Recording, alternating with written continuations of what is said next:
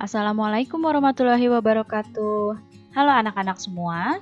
Hari ini kita akan belajar tema 5, subtema 2, pembelajaran ketiga dan keempat dengan muatan IPS dan PPKN. Sudah siap untuk belajar hari ini? Kalau sudah siap, mari kita mulai belajarnya. Pernahkah kalian melihat kenampakan alam seperti ini? Atau pernahkah kalian melihat kenampakan alam yang seperti ini? Ya, Indonesia memiliki kenampakan alam yang unik dan khas di setiap daerahnya. Mungkin di antara kalian ada yang pernah melihat kenampakan alam seperti pantai yang ada di gambar, atau melihat kenampakan alam pegunungan seperti pada gambar juga. Keragaman alam menyebabkan kegiatan ekonomi masyarakat juga berbeda-beda sesuai dengan potensi alamnya. Seperti pada gambar. Di sini ada masyarakat yang memiliki kegiatan ekonomi sebagai petani sayur, ada yang sebagai petani padi, kemudian ada yang berdagang, ada juga yang sebagai peternak, ada yang sebagai nelayan, dan ada juga yang sebagai pengusaha ikan asin. Nah, keragaman alam inilah yang menyebabkan kegiatan ekonomi masyarakat bisa berbeda-beda seperti ini. Di sini, kenampakan alam menyebabkan kegiatan ekonomi menjadi berbeda-beda. Contohnya, pada kenampakan alam di wilayah pegunungan atau dataran tinggi, di sini biasanya masyarakatnya menjadi peternak atau perkebunan sayur dan juga pada kegiatan ekonominya pada pariwisata. Kemudian pada wilayah dataran rendah, kegiatan ekonominya yaitu bisa sebagai pertanian padi, perdagangan, kerajinan, dan juga perindustrian. Kemudian di wilayah pantai, kegiatan ekonominya bisa dalam hal pembuatan garam, bisa dalam produksi ikan asin, dan juga pariwisata. Kemudian pada wilayah laut di sini kegiatan ekonominya bisa sebagai nelayan atau sebagai penambang minyak bumi.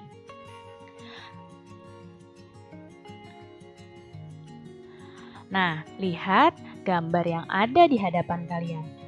Pernahkah kalian melihat pemandangan seperti pada gambar ini? Tahukah kamu di mana letak pemandangan seperti gambar ini? Ya, betul sekali. Ini adalah sistem irigasi subak. Sistem irigasi subak ini adanya di Bali. Dan sistem irigasi subak ini merupakan salah satu kekayaan alam yang dimiliki oleh Indonesia. Nah, sistem irigasi subak ini kan berasal dari Bali. Jadi, sistem ini telah ada sejak beratus tahun yang lalu sebagai bentuk kemandirian masyarakat dalam mengatasi persoalan air irigasi. Sistem irigasi subak dipimpin oleh seorang pengatur yang disebut Pekaseh atau Klean Subak.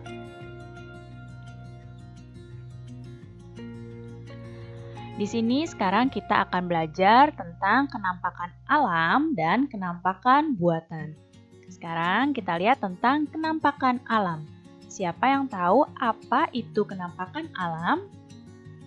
Ya, kenampakan alam adalah kenampakan yang sudah ada secara alami di alam. Siapa yang bisa sebutkan contohnya? Betul sekali. Di sini contohnya ada gunung, kemudian pegunungan, laut, sungai, danau, rawa, selat, dan lain-lain. Kemudian, yang satu lagi ada kenampakan buatan. Siapa yang tahu apa kenampakan buatan? Iya, kenampakan buatan adalah kenampakan yang dibuat oleh manusia. Jadi, kenampakannya dibuat ya oleh manusia untuk memudahkan kegiatan manusia.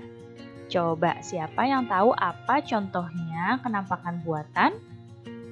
Betul sekali. Contohnya ada waduk, bendungan, perkebunan, pelabuhan, bandara, dan masih banyak lagi yang lain-lainnya. Sekarang kita lihat contoh dari kenampakan alam. Nah, di sini kenampakan alam ada gunung, ya, kemudian pegunungan, kemudian ada pantai, rawa, sungai, dan danau. Ini contoh kenampakan alam, yaitu kenampakan yang sudah ada secara alami di alam. Kemudian kita lihat contoh kenampakan buatan. Nah, bisa kalian lihat di sini, penampakan buatan ini di sini ada pelabuhan, ada bandara, ada waduk, ada kebun sayur, kemudian ada jembatan. Nah, kenampakan buatan ini adalah kenampakan yang dibuat oleh manusia.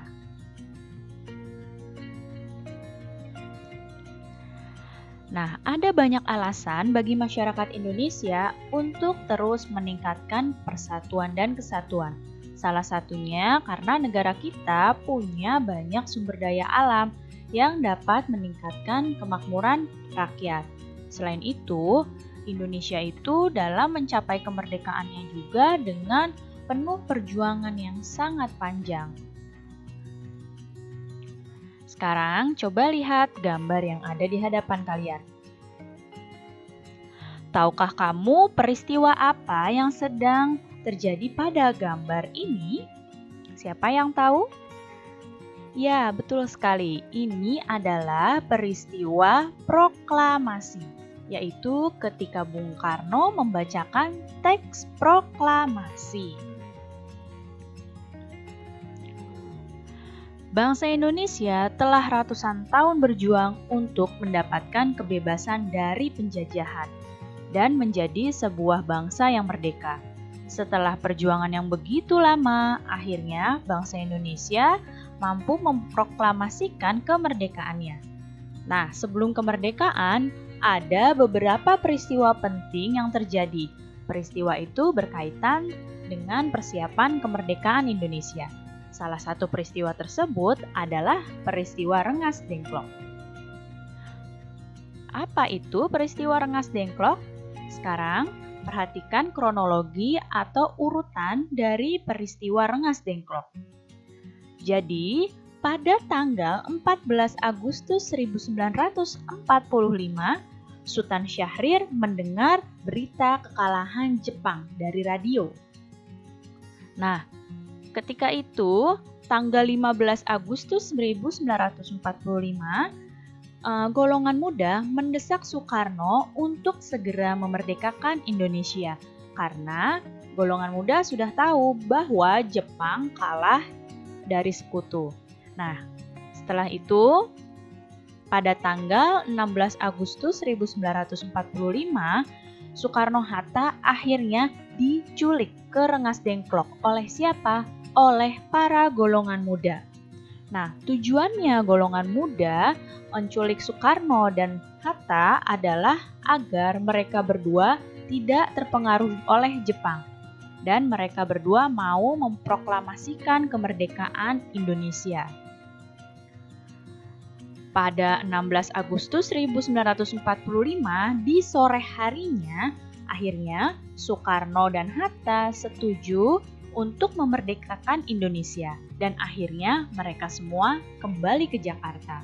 Jadi di pagi harinya mereka diculik ke Rengas Dengklok oleh para golongan muda, dan ketika sorenya setelah setuju untuk memerdekakan Indonesia, Soekarno dan Hatta kembali ke Jakarta. Nah, pada tanggal 16 Agustus 1945 di malam harinya, Soekarno mengumpulkan anggota PPKI di rumah Laksamana Maeda. Nah, jadi ini adalah peristiwa Rengas Dengklok. Nah, lalu apa yang terjadi di rumah Laksamana Maeda? Di rumah Laksamana Maeda, di sini Soekarno, Muhammad Hatta, dan Ahmad Subarjo merumuskan naskah proklamasi. Ya, mereka bertiga merumuskan naskah proklamasi di rumah Laksamana Maeda. Setelah jadi, naskah proklamasinya diketik oleh Sayuti Melik. Nah, barulah di sini, jadi setelah dini hari, pada naskah proklamasinya itu dirumuskan oleh Soekarno, Muhammad Hatta, dan Ahmad Subarjo. Lalu kan disetujui oleh seluruh peserta rapat. Nah, setelah itu tadi diketik oleh Sayuti Melik. Nah, setelah itu persiapan proklamasi, yaitu Ibu Fatmawati di sini menjahit bendera merah putih. Nah, akhirnya dilakukanlah pembacaan proklamasi pada tanggal 17 Agustus 1945 jam 10 pagi di Jalan Pegangsaan Timur nomor 56. Nah, setelah pembacaan teks proklamasi ini, tandanya Indonesia sudah merdeka. Berikut adalah teks proklamasi yang dirumuskan oleh Soekarno, Muhammad Hatta, dan Ahmad Subarjo. Jadi masih ditulis tangan seperti ini. Dan setelah ditulis tangan seperti ini, kemudian diketik oleh Sayuti Melik. Jadi seperti pada gambar yang ada di kanan kalian.